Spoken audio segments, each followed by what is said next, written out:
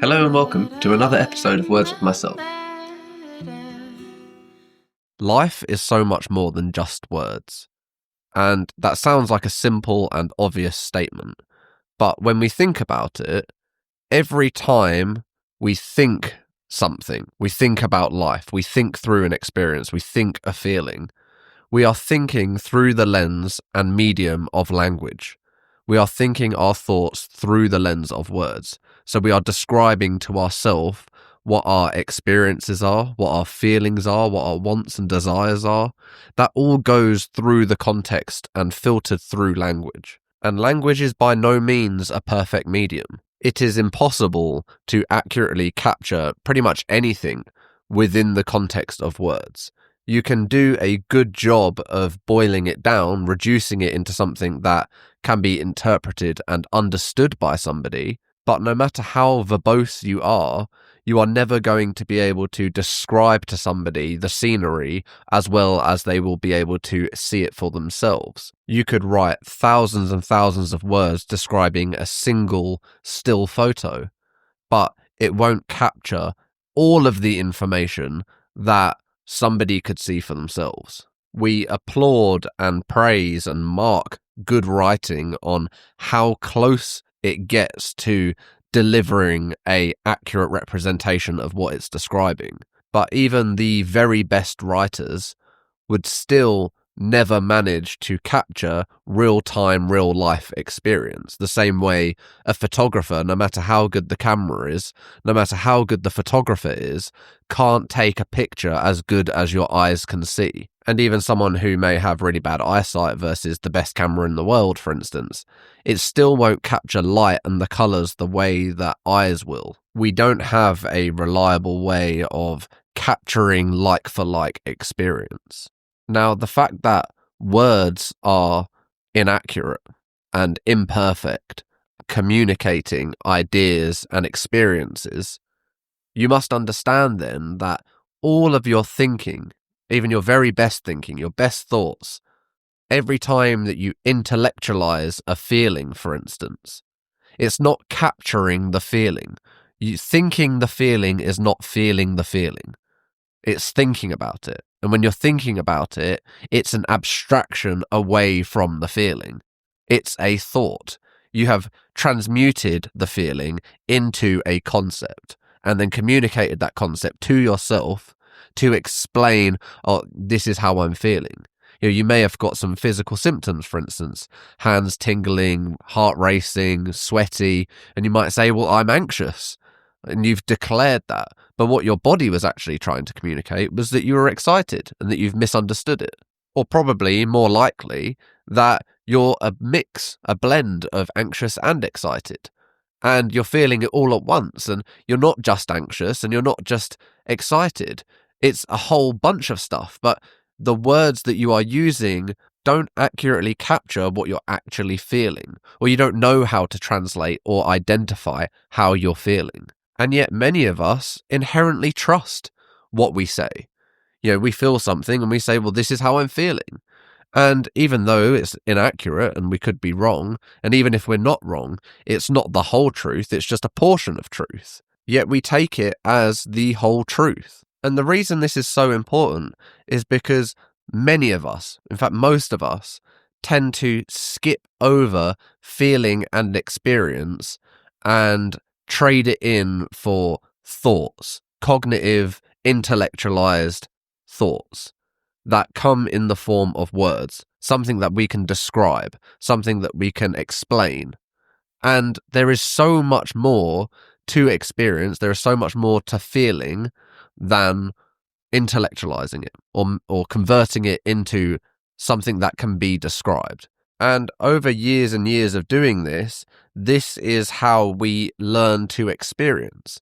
You might go to dinner somewhere at a restaurant and have some good food, and you describe it as good atmosphere, good service, and not too expensive.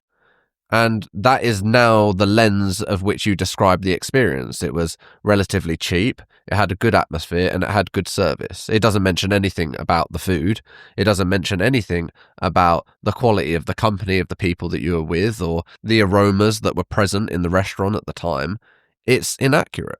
It doesn't describe the complete experience. But what happens is we whittle down our experiences through this lens so often that we commonly just get these piles of experience. And the more crudely we describe them, the more we remember them in that way. So experience isn't something magical, it becomes something very binary. We end up whittling down our whole experience into just a couple of adjectives. It's cheap and good food, or expensive and slow service, or it was too noisy in there.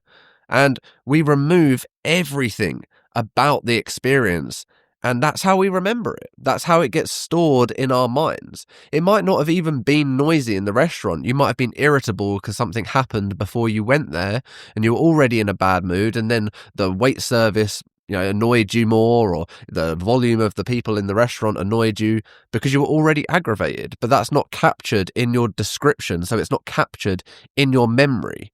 It's not captured in the experience, because what you have captured is crude and rudimentary, and yet we are heavily reliant on these memories.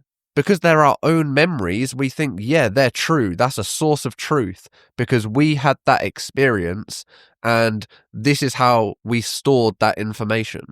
But we don't know that we're recording things badly, or at least not accurately, because we can never record things accurately. When it's a thought and it's describing something as complex as a feeling or an experience, it will never live up to the real thing.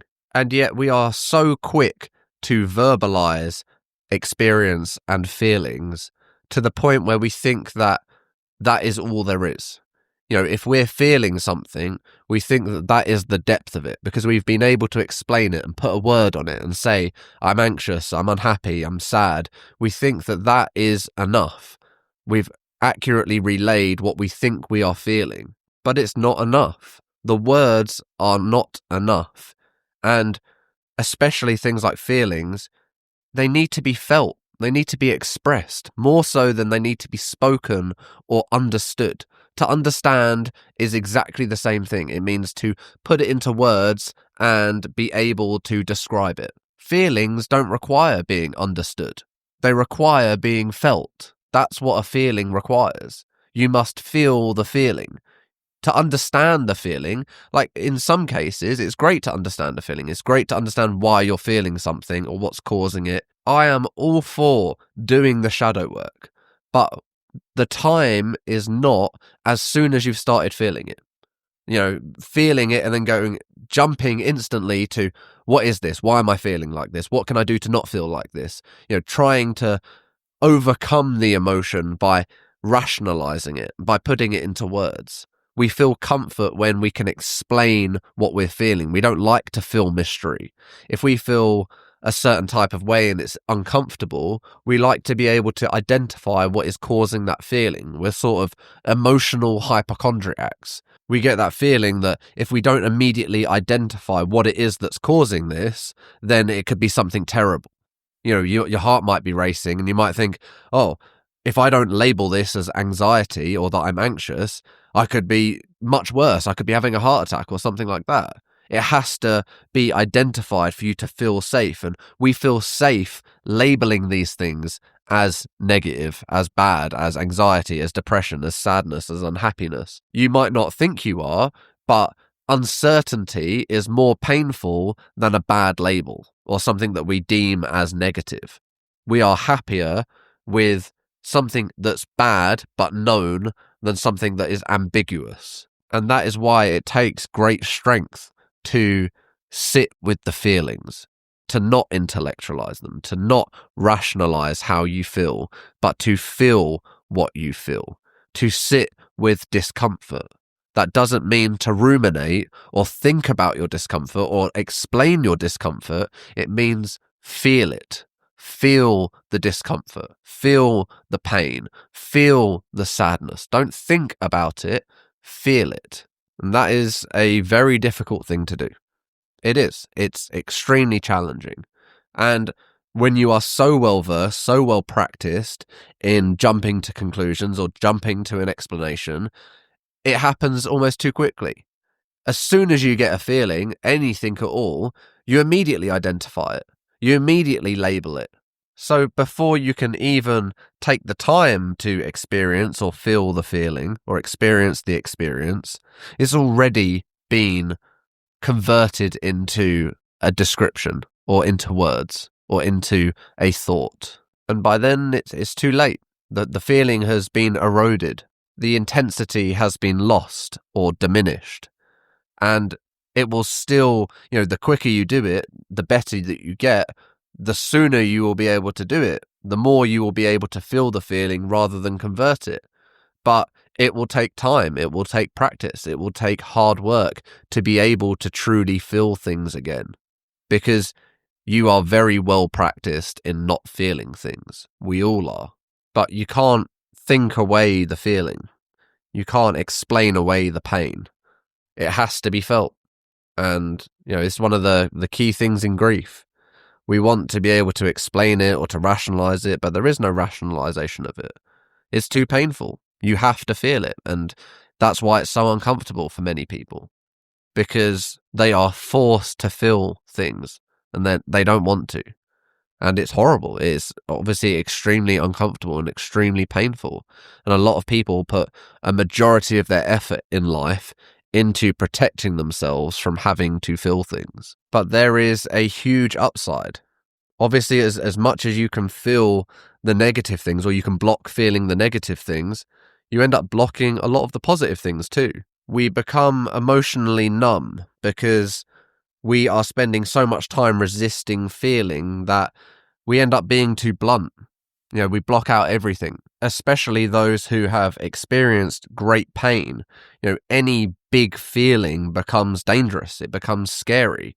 So we end up blocking all of that and sort of dulling the edge on all of experience, on all of emotion, all of feeling. And that's where the depression comes in. That's where everything begins to feel grey. It all begins to feel a bit plateau, because the ups aren't as up and the downs aren't as down, but you're sort of just cruising in the middle, and you don't really have high times and you don't really have low times. You just sort of sit in this numb, still greyness, which I would actually argue is worse than the worst pain you can feel. I think it's worse to feel nothing. And over time, I think people realise that, but they become stuck. They felt nothing for so long. They've had their walls up for so long that they don't know how to bring them down. And explaining things becomes their biggest protector. Being able to rationalize and intellectualize what is going on in their life, how they're feeling, or what they want from life.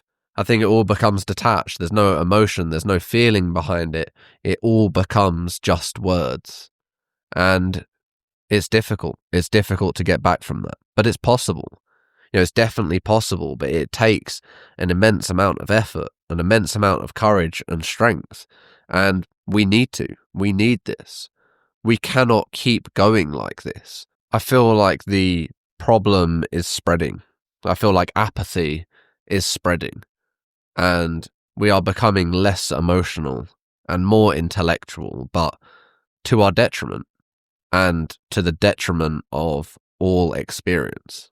All of what life really means. I think the more we are able to explain it, the more we lose the point, the more we lose the purpose of it. And life really is to be lived. Experience is to be experienced, and feelings are to be felt. And there is no amount of explaining or describing that is going to give that to you.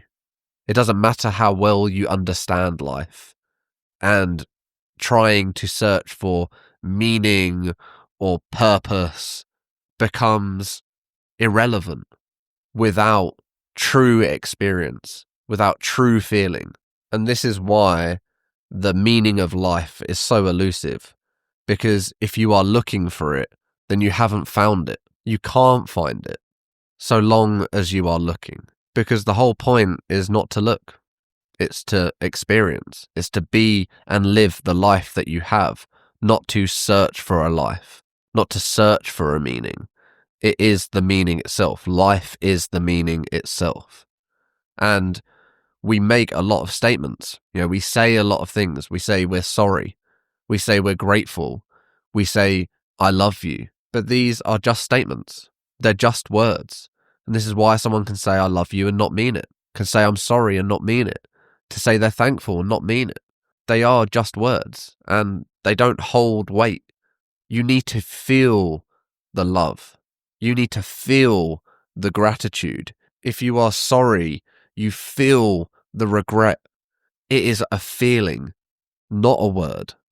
And if you are truly grateful, then you will express your gratitude.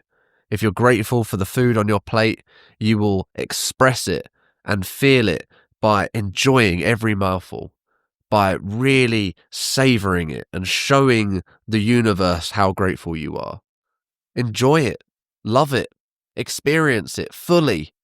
That's how you show the gratitude. If you love somebody, then it doesn't matter what you say. It doesn't matter what words you use. Nothing will convey that love. You need to show and be and embody and feel that love.